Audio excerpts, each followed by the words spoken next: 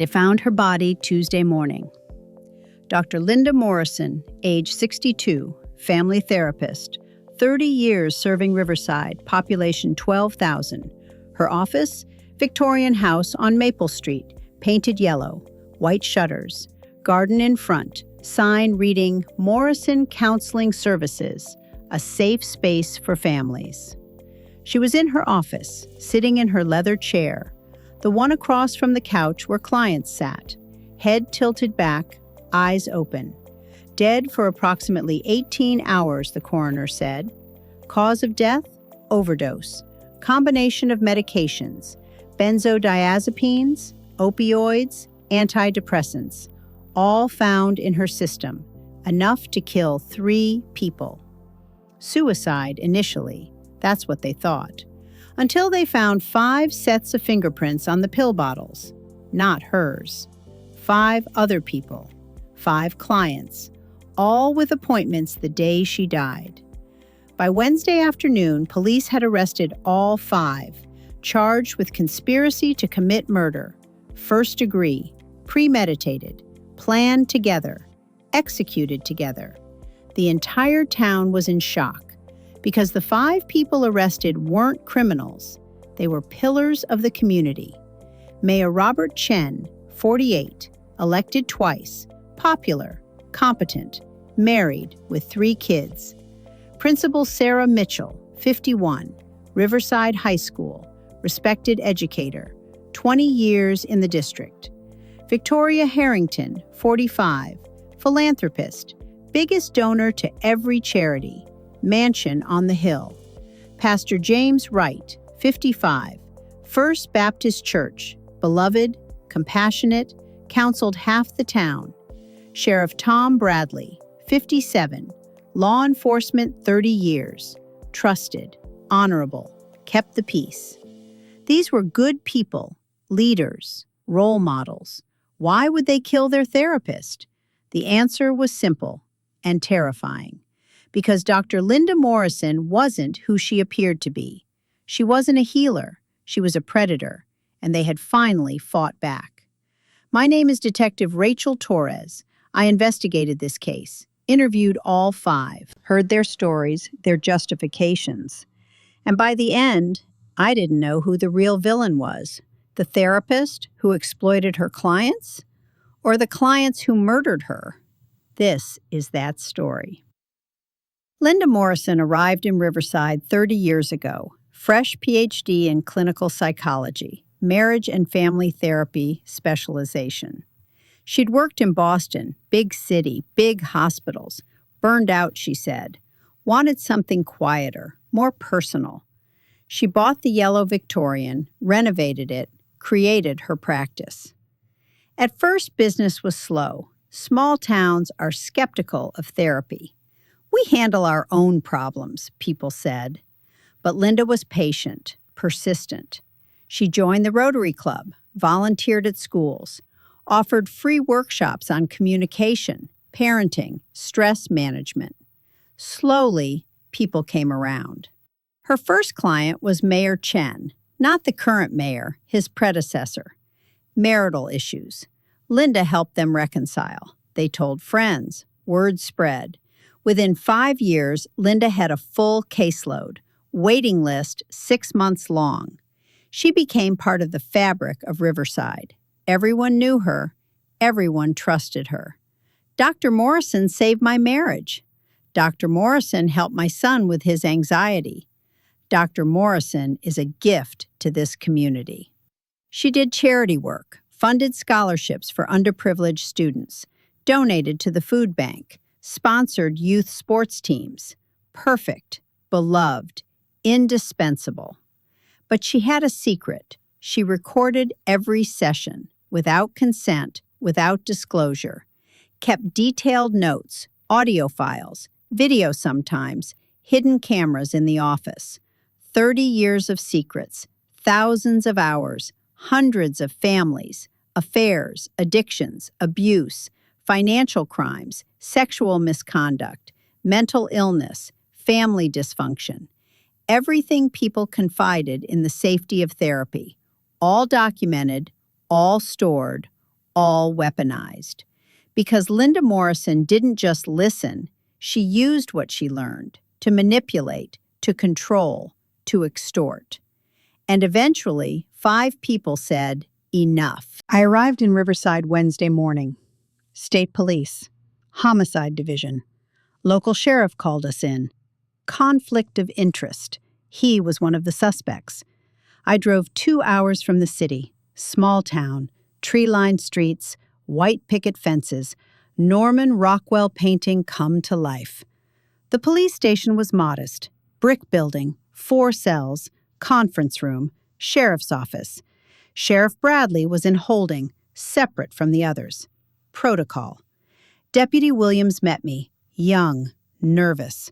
This was the biggest case Riverside had ever seen. Detective Torres?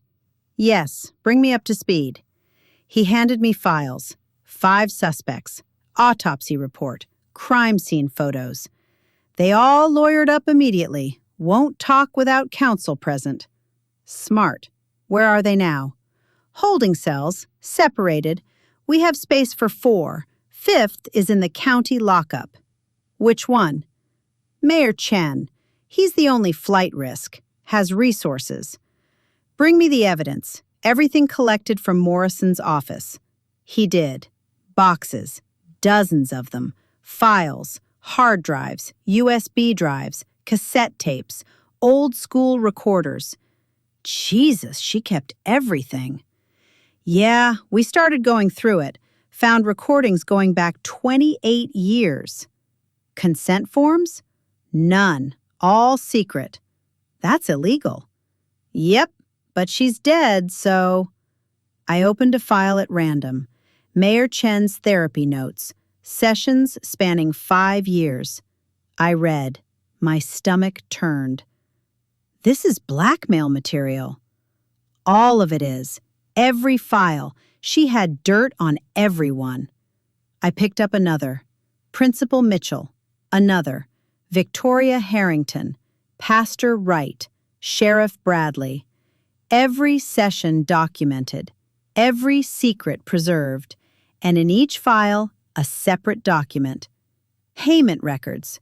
Cash payments. Thousands of dollars. Monthly. Regular.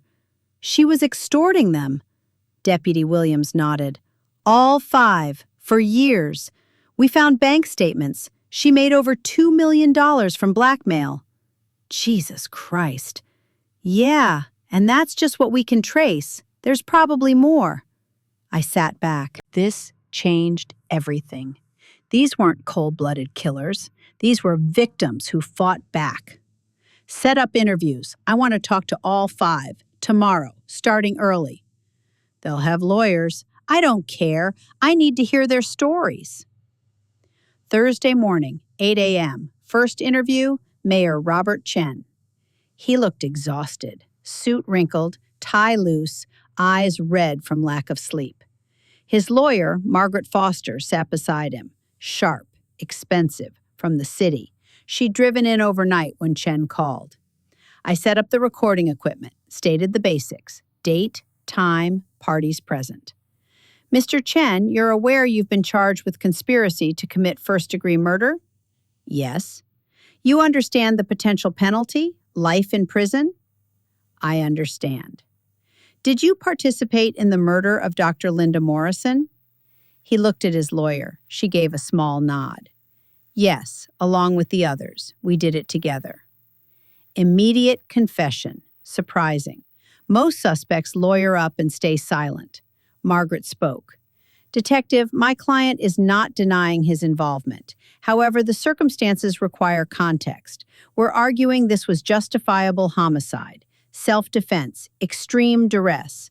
Dr. Morrison wasn't a victim. She was a predator, and my client was defending himself. Explain. Robert took a deep breath, let it out slowly, preparing.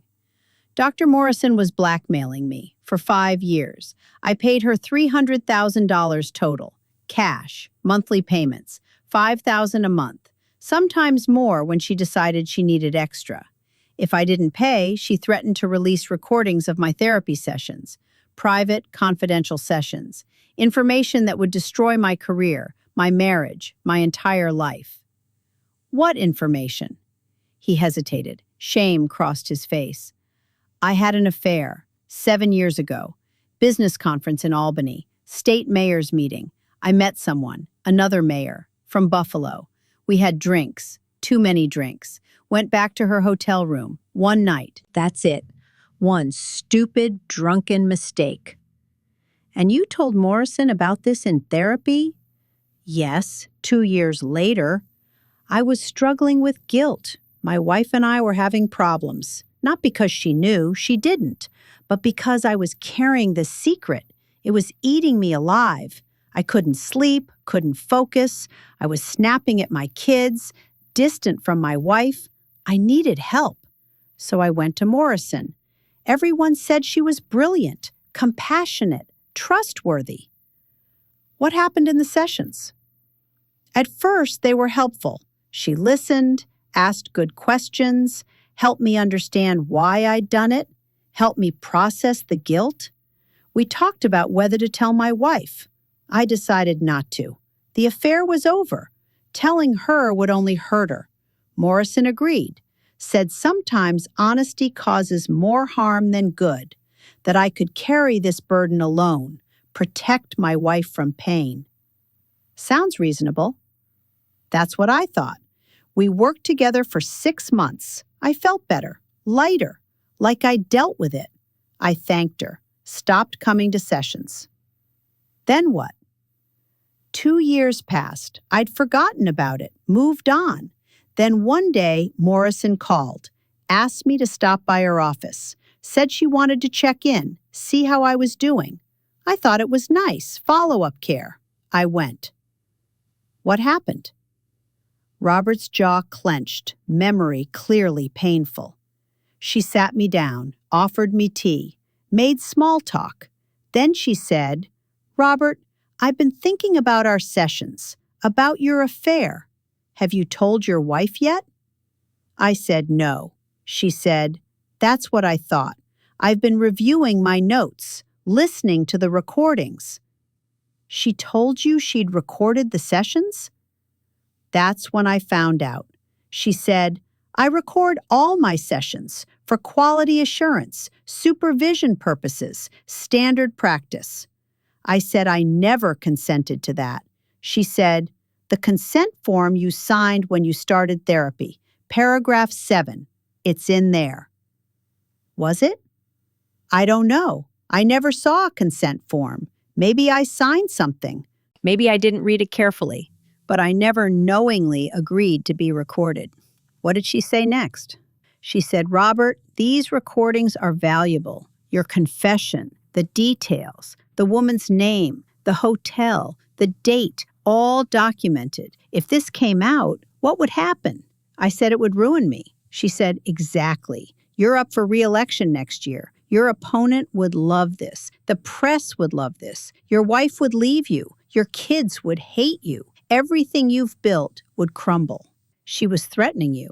Not directly, not yet. She was setting the stage. She said, I keep these recordings secure, encrypted, locked. Only I have access. But I've been thinking, storage costs money. Security costs money. I do pro bono work, charity. It would be helpful to have financial support from grateful clients, clients who value confidentiality.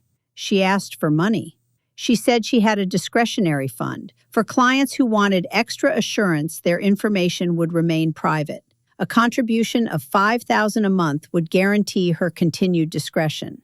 Extortion. Yes, but she never used that word. She made it sound voluntary, like I was choosing to support her charity work, and in return, I'd have peace of mind. What did you say? I said I'd think about it. She smiled, said, take your time, but don't take too long. These recordings have a way of becoming public if I don't actively prevent it. Technical glitches, hacks, accidents, you understand. I understood. Pay or be exposed. Did you pay? I started paying the next month, $5,000, cash. She didn't want checks, no paper trail. I had to withdraw it from ATMs, multiple banks, small amounts so they wouldn't flag it, deliver it in person, every month for 5 years. 60 payments, $300,000. Yes, it destroyed me financially. I make a decent salary as mayor, $100,000 a year. But after taxes, mortgage, kids' expenses, there's not a lot left. $5,000 a month was crippling. I had to take out loans, secret loans. Tell my wife I was investing in a business. She believed me. Why wouldn't she? I'm her husband. She trusted me. Did Morrison ever increase the amount? Sometimes she'd call, say she had an unexpected expense, needed an extra $2,000, $5,000, once $10,000. She'd say, "Robert, my roof is leaking, water damage, insurance won't cover it. Can you help?" I'd hate for my financial stress to affect my memory of where I stored certain recordings. She was explicit, always walking the line, never saying, "Pay me or I'll expose you." Always framing it as a favor, a donation, helping a friend. But the threat was clear. "When did you decide to kill her?" Robert paused, looked at his lawyer. Margaret said, "You don't have to answer that." Robert said, "No, I want to. I want people to understand." He turned back to me. 3 months ago, I went to her office for a payment, November. I was exhausted, stressed. The election was coming up. I was campaigning, trying to be present for my family, and bleeding $5,000 a month to a blackmailer. I walked in. She was cheerful, bright. She said, "Robert, how's the campaign?" I said, "Fine," handed her the envelope. She counted it right in front of me, like I might short her. Then she said, "You know, I've been thinking about writing a book." That's when she mentioned the book? Yes, she said, 30 years of practice, thousands of clients, so many stories. Of course, I'd anonymize everything, change names, details, but the essence of the stories, the affairs, the lies, the secrets, those would be real. I think people would find it fascinating, therapeutic even, don't you think? I could see the anger building in Robert's face as he recalled this. I said, "That would be a massive breach of confidentiality." She said, "Not if it's anonymized, perfectly legal. And think of the good it would do. People would learn, relate, feel less alone." I said, "People would figure out who you're talking about. In a town this small, everyone would know." She smiled. That's when I saw it, the cruelty, the enjoyment. She said, "Maybe, but that's not my problem. I'm writing the book. You should probably make sure your contributions continue. To ensure I remember to fictionalize certain details." She was escalating. Yes, I realized then she would never stop. Even if I paid forever, she'd eventually publish. Profit twice. Once from blackmail, once from the book. And even with names changed, everyone would know. My career would still be over. My marriage would still end. I'd just be broke, too. So you started thinking about alternatives. I started thinking about murder, yes. What was her secret? He hesitated. Margaret said, "He doesn't need to disclose another client's information." "I'm investigating a murder," which he's already confessed to. The specifics of others' blackmail material is irrelevant. I let it go, for now. Continue. Sarah and I talked, realized Morrison was doing this to multiple people, decided to find others, quietly, carefully. We identified 3 more: Victoria Harrington, Pastor Wright, Sheriff Bradley, all being blackmailed, all trapped. How'd you identify them? Small town, you notice patterns. Who visits Morrison regularly? Who looks stressed? Who suddenly has financial problems despite good income? We compared notes, found each other. Then you planned her murder. We planned to stop her. Initially, we considered reporting her. But to who? Sheriff was compromised. State police? We had no proof. She kept everything locked in her office, encrypted files. We couldn't access them without breaking in. And even if we could, we'd implicate ourselves. All our secrets would come out anyway. So murder was the solution. It was the only solution. She was never going to stop. She'd bleed us dry, then publish her book anyway, ruin us all. For profit, for fame. Tell me how you did it. He looked at his lawyer again. She nodded. Might as well. They were already admitting everything. We met, all 5 of us, Victoria's house. She has a wine cellar, soundproof, private. We discussed options, reporting her, confronting her, legal action. Nothing worked. Everything led back to exposure, our secrets coming out. So you chose murder? Yes. Who suggested it first? Does it matter?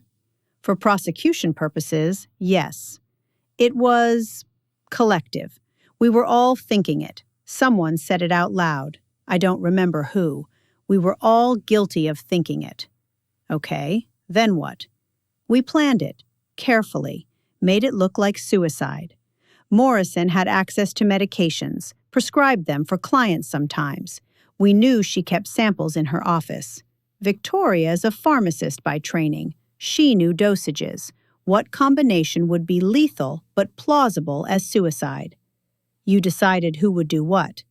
Yes. Sarah scheduled an appointment, last slot of the day, 6 p.m. Monday. She went in, distracted Morrison, talked about her problems, real problems, to make it authentic. While Sarah talked, Victoria let herself in through the back door. Morrison's office has 2 entrances, front for clients, back for emergencies. Victoria had picked the lock earlier that week. Practiced. Victoria entered while Sarah was in session? Yes, quietly. Morrison's office is large. Waiting area, therapy room, back office where she kept files. Victoria went to the back office, found the medications, prepared the pills, crushed them, mixed them into Morrison's tea. Morrison drank tea? Every evening, 5:30, like clockwork. Chamomile. She made it herself. Kept the cup on her desk. Victoria added the crushed pills, stirred it, left the same way she came. Meanwhile, Sarah's in therapy. Yes, Sarah left at 6:30. Morrison was alone, drank her tea. Within an hour, she'd be unconscious, dead by morning. But you needed to make sure. Yes, Pastor Wright had the next appointment, 7 p.m. But Morrison would be unconscious by then. He went anyway, checked on her. She was slumped in her chair, barely breathing. He confirmed the plan was working, called me. I was waiting nearby with Sheriff Bradley. We went in, back door again, made sure she was dying. Couldn't do anything if she was still conscious. But she was gone, unconscious, no saving her. You could have called an ambulance. We could have, but then we'd go to prison for attempted murder instead of murder. The result would be the same. Plus, she'd survive. And she'd know. She'd retaliate, release everything, destroy us anyway. So you let her die. We ensured she died. Sheriff Bradley checked her pulse. Faint, fading. We waited. 30 minutes. Until she stopped breathing. Confirmed death. Then we left, separately, different times. Made it look like random evening appointments. But you left fingerprints. We wore gloves, mostly, but Victoria forgot. Touched the pill bottles. We didn't realize until later, too late to go back. That's what got you caught. Yes. I sat back, full confession, premeditated, conspiracy, cold-blooded, but also understandable. Mr. Chen, do you regret it? He looked at me, direct, honest. I regret that it came to this. I regret that Morrison forced us into this position. But do I regret stopping her? No. She was a monster. She preyed on vulnerable people, exploited their pain, profited from their suffering. For 30 years, someone had to stop her. You could have moved away. And go where? She had recordings she'd follow, or sell them, or publish anyway. There was no escape, only through. Through murder. Through justice. I ended the interview, needed to talk to the others. Second interview, Principal Sarah Mitchell, 9 a.m. She looked worse than Chen, hair unwashed, no makeup, shaking hands. Her lawyer, David Park, sat beside her. Public defender, overworked, underpaid. Ms. Mitchell, you're aware of the charges? Yes. Did you participate in the murder of Linda Morrison? Yes. Same immediate confession. Tell me your story. Why? She started crying. I didn't want to. I swear. I'm not a killer. I've never even gotten a speeding ticket. But she was destroying me for 3 years, $20,000. I'm a teacher. I make $60,000 a year. After taxes, mortgage, I was living on nothing. Had to take second jobs, tutoring, summer school. I was exhausted, broke, and she kept demanding more. What did she have on you? Sarah looked at her lawyer. He nodded reluctantly. I had an affair with a parent, father of one of my students. It lasted 6 months, 3 years ago. It was wrong. I know that. We ended it. I went to Morrison for therapy, guilt, shame. She helped me process it. I trusted her. Then she blackmailed you.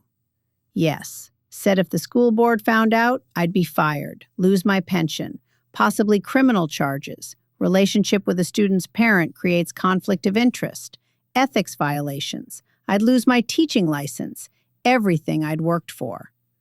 So you paid. For 3 years, nearly $60,000 total. I'm drowning in debt. Credit cards maxed. Can't retire. Can't quit. Trapped. When did you decide to kill her? When Robert approached me, told me others were being blackmailed too, that we could stop her together. At first, I said, no, I'm not a killer.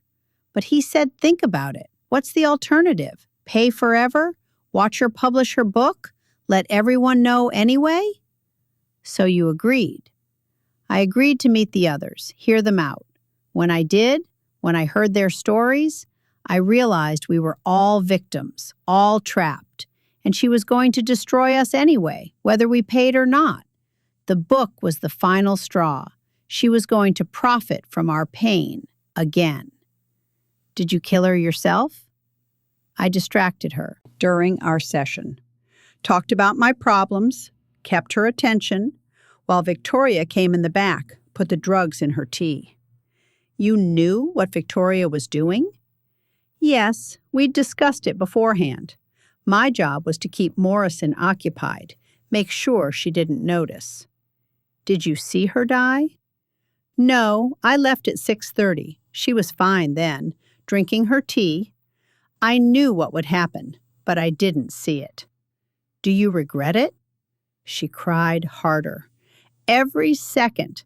But I regret more that it had to happen, that she pushed us to this, that there was no other way. There's always another way.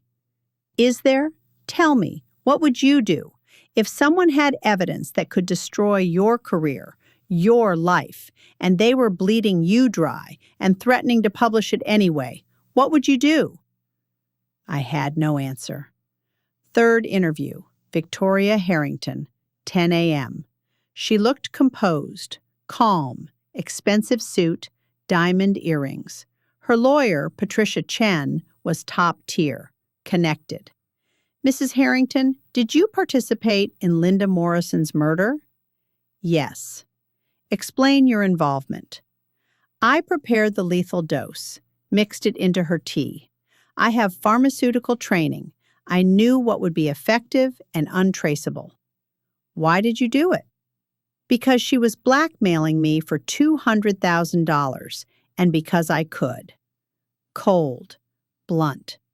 What did she have on you? Victoria smiled. Not warmth. Ice. She knew I killed my first husband. The room went silent. You, what? 20 years ago, I was married to Gregory Harrington. Wealthy, older, controlling, abusive. He hit me, regularly. I couldn't leave. Prenup meant I'd get nothing. So I poisoned him. Antifreeze in his bourbon. Over 6 months, slow, painful, looked like kidney failure, natural causes. I inherited everything, $30 million. And Morrison knew? I told her, in therapy, 15 years ago. I was struggling with guilt, nightmares. I thought she could help me process it. Instead, she saw an opportunity. Started blackmailing me 5 years ago. $40,000 a month, $50,000 some months. Whatever she decided, I paid. What choice did I have? Murder doesn't have a statute of limitations. So when the others approached you, I was eager. I've killed before. This was easier, justifiable. Morrison was evil. Gregory was evil. I have no regrets about either. Her lawyer looked uncomfortable. Victoria, perhaps we should... No, I'm done hiding. Morrison's dead. Let them prosecute. I'll tell the jury everything about her, about the blackmail, about the decades of exploitation. Let them judge me. I'll take my chances. I looked at her. Dangerous woman. But also, victim? Lines were blurring. Fourth interview. Pastor James Wright, 11 a.m. He looked broken, aged, hands clasped in prayer position. His lawyer, Thomas Rivera, looked sympathetic. Pro bono, probably. Church connections. Pastor Wright, did you participate in the murder? Yes. God forgive me, yes. Tell me what happened. Dr. Morrison knew I was gay. I came to her 10 years ago, struggling with my identity, my faith. I've been closeted my entire life. Baptist church, conservative congregation. If they knew, I'd lose my position, my calling, everything. She blackmailed you over your sexuality? Yes.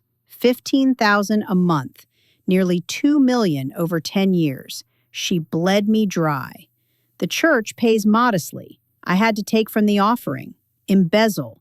God forgive me. I stole from my congregation to pay a blackmailer, to protect a secret that shouldn't be shameful, but is. When did you join the conspiracy? When Sheriff Bradley approached me, he'd figured out I was being blackmailed, recognized the signs. He told me about the group, the plan. I said, murder is a sin. He said, so is what Morrison's doing, that sometimes you fight evil with evil. Choose the lesser sin. Do you believe that? I don't know what I believe anymore. I prayed for guidance. God was silent. Or maybe he was answering. Maybe he was saying, I gave you free will. I gave you judgment. Use them. What was your role? I had the 7 p.m. appointment, scheduled weeks in advance, normal therapy session. I arrived, checked on her. She was unconscious, barely alive. I called Robert, told him it was working. Then I waited, outside, in my car, praying, while she died. I didn't pull the trigger, but I let it happen. Same thing. Do you regret it? Tears streamed down his face. I regret that I was forced to choose between my secret and my soul, between my livelihood and my morality. Morrison made me choose, and I chose survival. God help me, I chose survival. Fifth interview, Sheriff Tom Bradley, noon. He looked defeated, uniform wrinkled, badge dull. His lawyer, Jennifer Wu, was state-appointed, clearly uncomfortable representing a cop accused of murder. Sheriff, did you kill Linda Morrison? Yes. Explain. She knew I was taking bribes for 20 years. Small stuff, mostly. Look the other way on speeding tickets. For cash. $50, sometimes $100.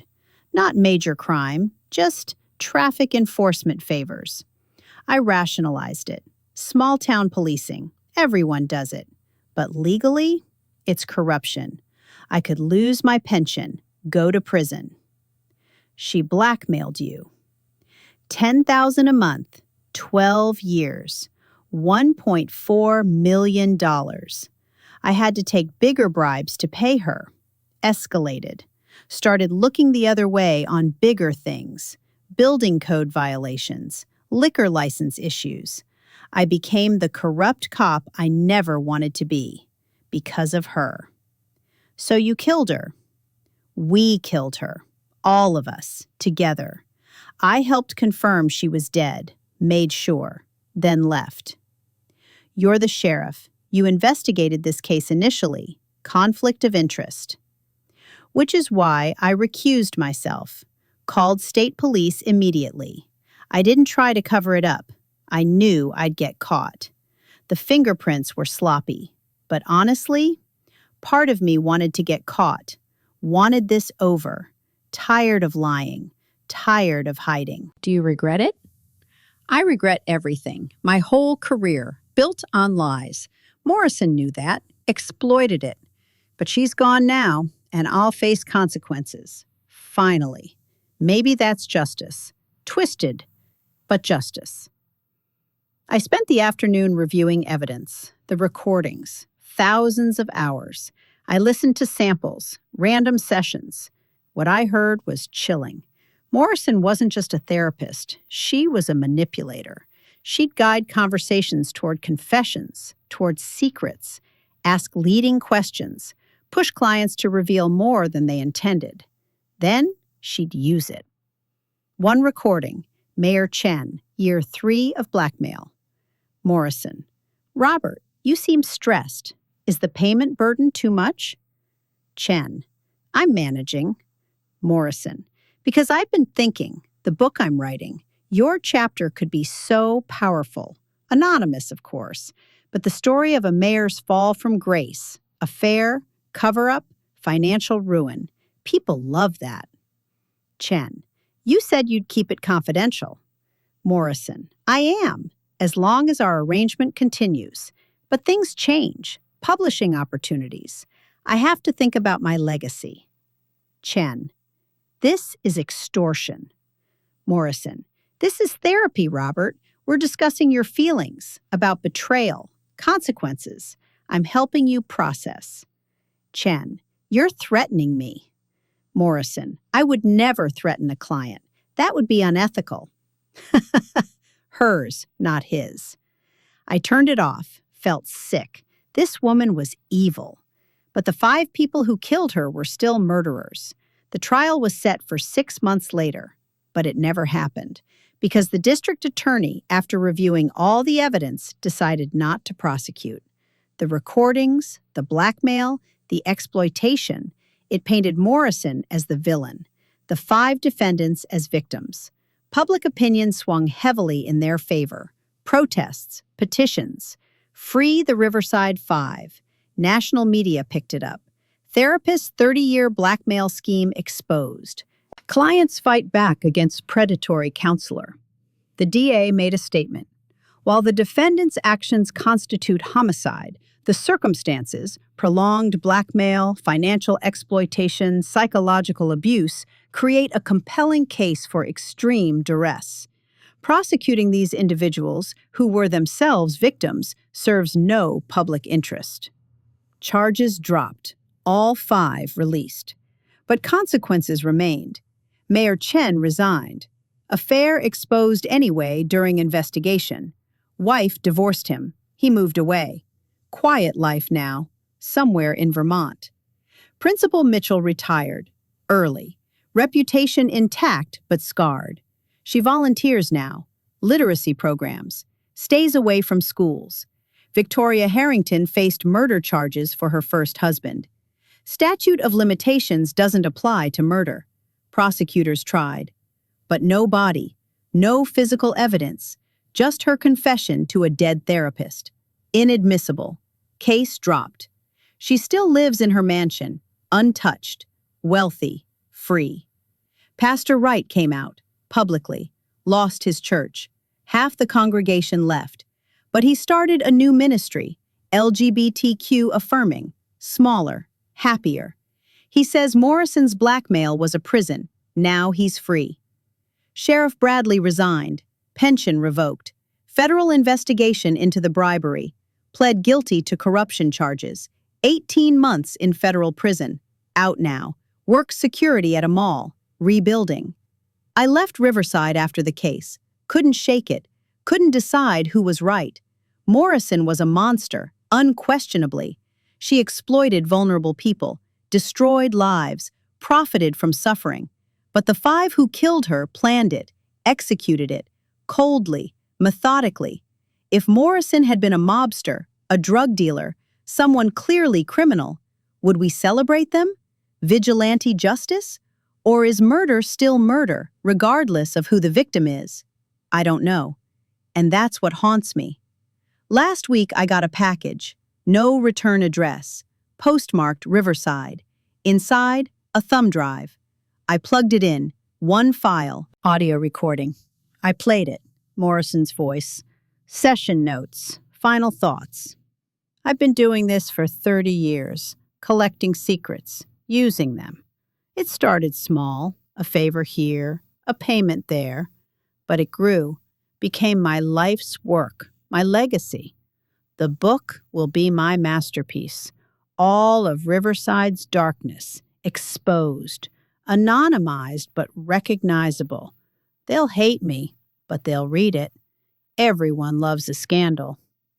I know some clients are unhappy. Robert, Sarah, Victoria, James, Tom.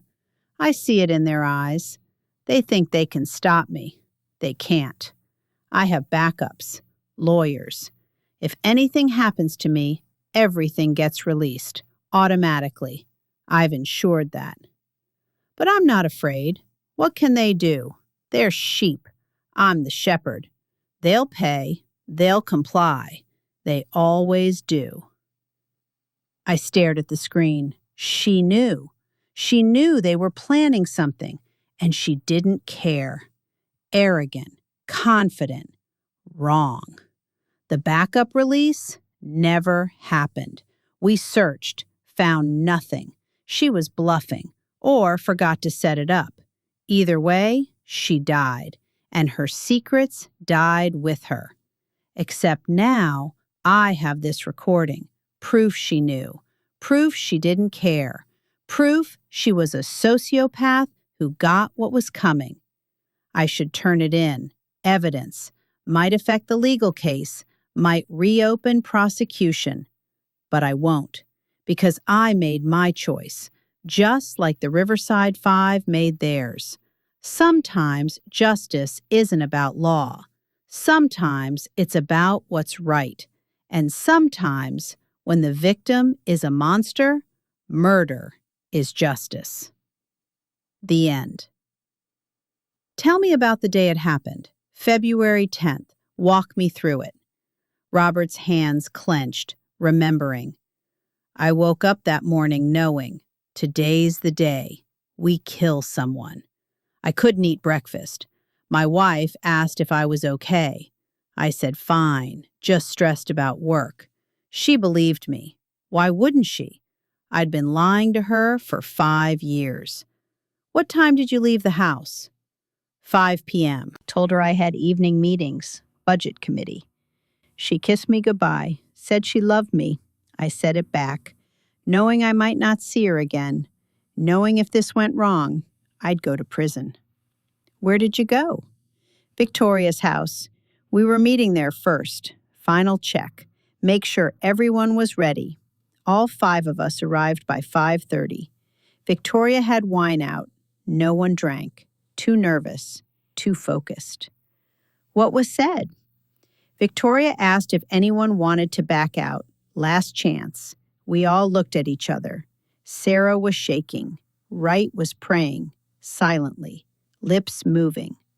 Tom, Sheriff Bradley, looked calm, professional, like he was preparing for a tactical operation. I felt numb, disconnected, like I was watching myself from outside my body. Did anyone back out? No. Wright stopped praying, said, God forgive us, but we proceed. Sarah said, let's get this over with. Victoria checked her bag. She had the pills. Crushed, pre-measured, ready to mix into the tea. She'd practiced at home. Timing, technique.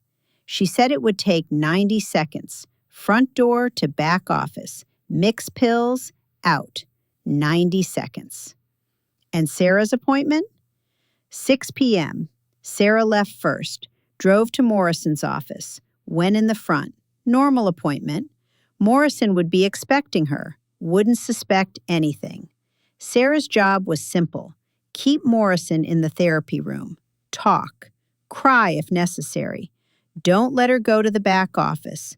Don't let her check her tea until after Victoria left. How would Sarah know when Victoria was done? Text message. Victoria would text me. I'd text Sarah. Code word. Done. Sarah would see it. Know Victoria was out. She'd wrap up the session, leave. Give Morrison time alone. To drink her tea. To die. And Victoria executed her part? Yes, she left at 6:15, drove to Morrison's office, parked 2 blocks away, walked, wore gloves, dark clothes, baseball cap. If anyone saw her, she'd look like a jogger. Evening exercise. She approached the back of Morrison's building, alley access, no cameras, no witnesses. She picked the lock. 30 seconds. She'd practiced. Opened the door, listened, heard voices from the front, Sarah and Morrison, talking. Perfect. Victoria entered the back office, found the tea on Morrison's desk, still hot, fresh, perfect timing. She added the pills, crushed powder, stirred with a pen from the desk, wiped the pen, left. 92 seconds. She texted me at 6:18. Done. What did you do? I texted Sarah. Done. She saw it, started wrapping up her session. She told Morrison she was feeling better, needed to go, had dinner plans with her sister. Morrison smiled, said she was glad to help, scheduled another appointment for next week. Sarah left at 6:25. Morrison was alone. Yes, for 35 minutes, until Pastor Wright's 7 p.m. appointment. We assumed she'd drink the tea during that time, her routine. She always did. 5:30 tea, work until 7, Wright arrives, session until 8, lock up, go home. That was her schedule, predictable, reliable. What if she didn't drink the tea? Then the plan failed. Wright would arrive, she'd be fine, we'd abort, try again another time. But we thought she would. Chamomile was her ritual, stress relief. She lived by routine. And she did drink it? Yes. Wright arrived at 7, knocked, no answer. Door was unlocked. She always left it open for evening appointments. He went in, called her name, found her in her office, slumped in her chair, empty teacup on the desk. She'd drunk it all. Wright checked her pulse, weak, fading, breathing shallow. She was dying. He called you? Yes, 7:03 p.m., said 3 words. It's working. Come. I was at the coffee shop 3 blocks away with Sheriff Bradley. We'd been sitting there since 6. Alibi. Witnesses saw us, separate from the crime. Tom and I left, paid cash, walked to Morrison's office, used the back entrance. Wright let us in. What did you see? Morrison, unconscious, face pale, lips blue, breathing barely perceptible. She was dying, but not dead. Tom checked her vitals, said she had maybe 20 minutes, maybe less. We had to decide. Wait and let nature take its course, or ensure it. What did you do? We waited, sat there, in her office, watching her die. It felt like hours. It was 18 minutes. Her breathing got shallower, stopped. Tom checked for a pulse. Nothing. He said, "She's gone." How did you feel? Relieved, terrified, guilty, victorious, all at once. Wright started crying, said, "We killed her. We actually killed her." Tom said no. She killed herself. She chose this path. We just ended it. I said nothing, just stared at her body.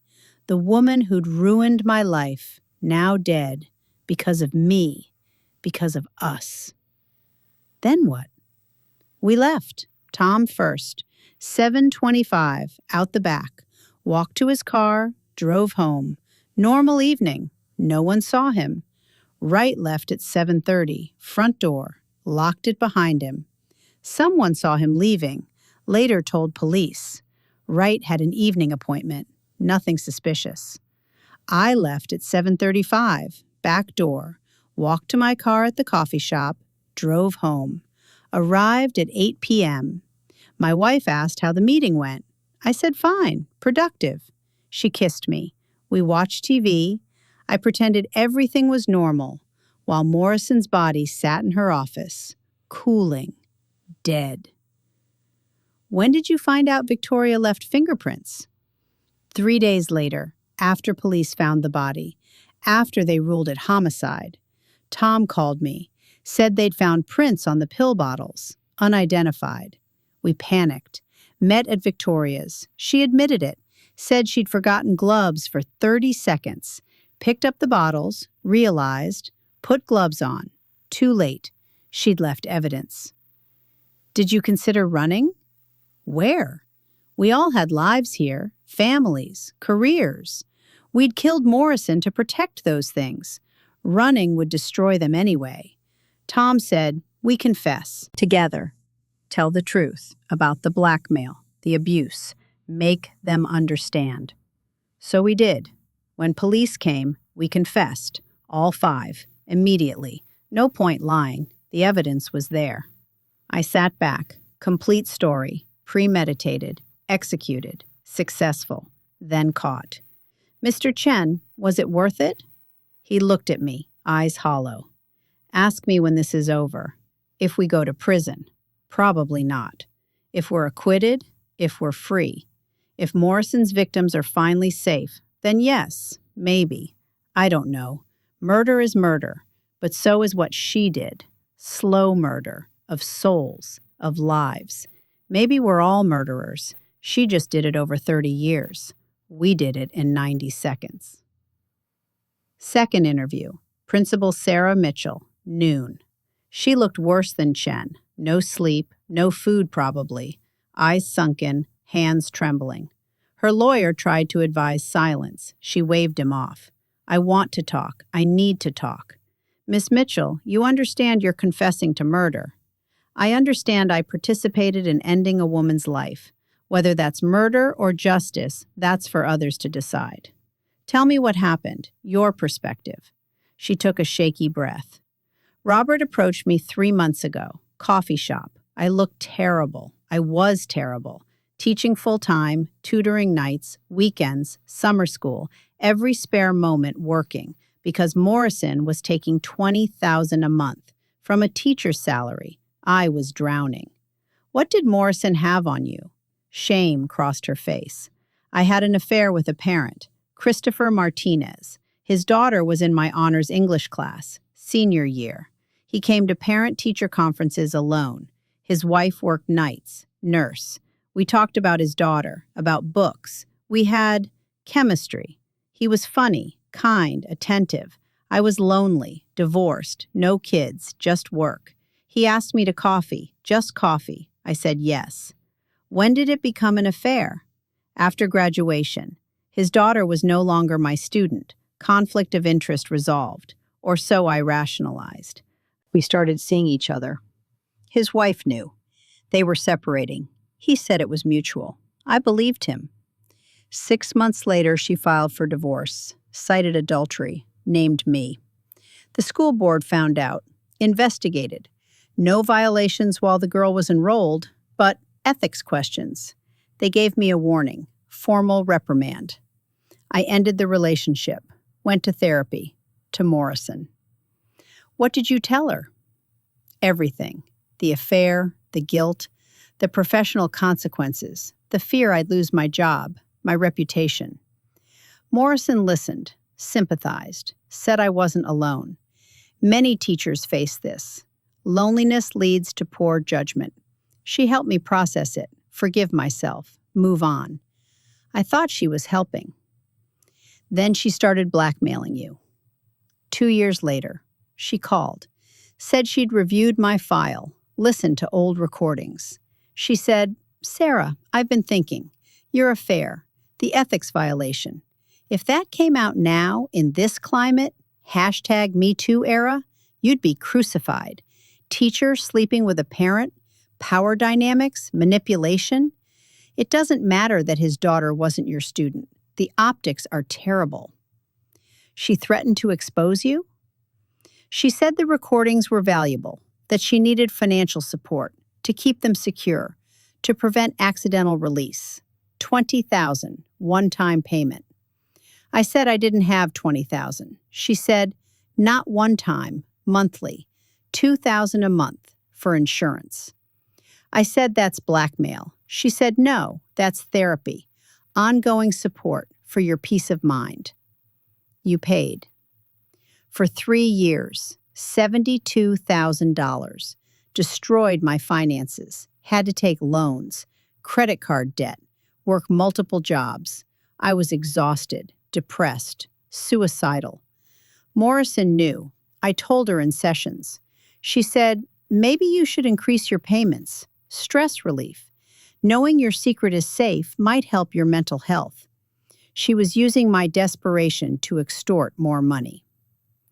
When did you join the conspiracy? When Robert told me others were suffering too, that Morrison was a predator, that we could stop her, together. I said I couldn't kill anyone. He said, you don't have to kill her, just distract her. Talk to her, like you normally do. We'll handle the rest. I said, that's still conspiracy. He said, and what she's doing is racketeering, extortion, abuse. She's destroying lives. We're saving them. You agreed. I agreed to meet the others, hear the plan.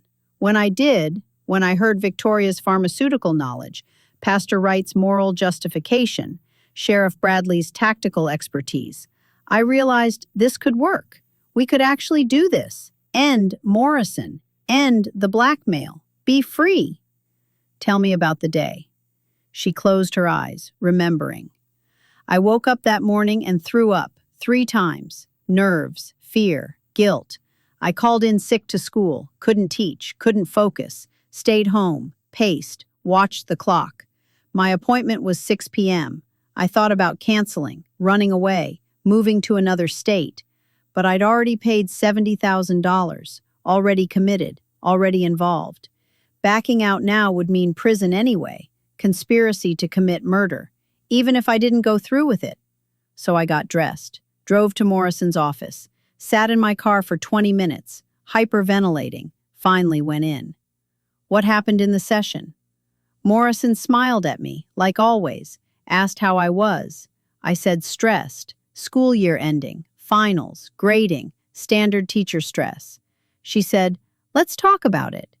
We sat. I talked about nothing, about everything, about my job, my students, my loneliness, real things, real feelings. Because if this was my last session with her, I wanted it to be authentic, even if she was a monster. Part of me needed it to be real. Were you watching the time? Constantly, waiting for the text from Robert, done, meaning Victoria had put the pills in the tea. It came at 6:18. My phone buzzed. I glanced at it. Saw the word, done. Morrison asked if I needed to get that. I said no, just spam. Kept talking. 5 more minutes. Then I said I had to go. Dinner with my sister. Made up, but believable. Morrison said, next week, same time. I said yes, knowing there wouldn't be a next week. I left, drove home, sat in my driveway, waited for the call, for confirmation she was dead. When did it come? 8:30, Robert called, said, it's over, she's gone. I hung up, went inside, locked the door, sobbed for 2 hours. Relief, guilt, horror. I'd helped kill someone evil, but still someone. Do you regret it? Tears streamed down her face. Every day, every hour. But I also sleep now, for the first time in 3 years. No nightmares, no panic attacks, no crushing debt. Morrison's gone. The blackmail's over. I'm free. Even if I go to prison, I'm finally free of her. I interviewed the other 3 that afternoon: Victoria, Pastor Wright, Sheriff Bradley. Each told the same story. Different perspectives, different details, but same core truth. Morrison was a predator. They were her victims. They fought back, together. And now they'd face the consequences, together. As I left Riverside that evening, I realized something. This case would haunt me forever, because I didn't know who the real villain was. The therapist who manipulated vulnerable people for 30 years, or the 5 who decided justice meant murder. Maybe both, maybe neither. Maybe justice is just whoever survives to tell the story. And in this case, Morrison didn't.